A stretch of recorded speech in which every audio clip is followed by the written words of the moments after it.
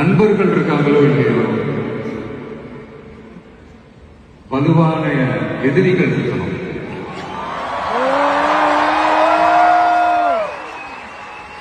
சும்மா வர்றவங்க போறவங்களால எழுதிட்டு இருக்க முடியாது இல்லையா? வலுவா இருக்கிறவங்கள தானே எதிர்க்க முடியும்.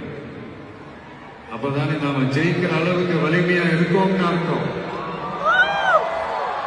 இப்ப ரீசெண்டா நம்மளை பத்தி ஒரு பேச்சு ஒண்ணு ஓடிட்டு, விஜய் என்ன தனியா வருவாரா அணியா வருவாரா? நம்ம எப்பங்க தனியா இருந்திருக்கிறோம்? 33 வருஷமா உங்களோட தானே இருக்கிறோம், மக்களோட தானே இருக்கிறோம். அப்ப ஒரு மிகப்பெரிய ஒரு அணி தானே, அது எப்படி தனின்னு சொல்ல முடியும்? இப்ப கூட பாருங்க, தனியா அணியா விளக்கமா சொல்ல மாட்டேங்கிறாருன்னு எனக்கு தோணும். சஸ்பென்ஸ் ஒண்ணு இருந்தாதானே கிக் இருக்கும்.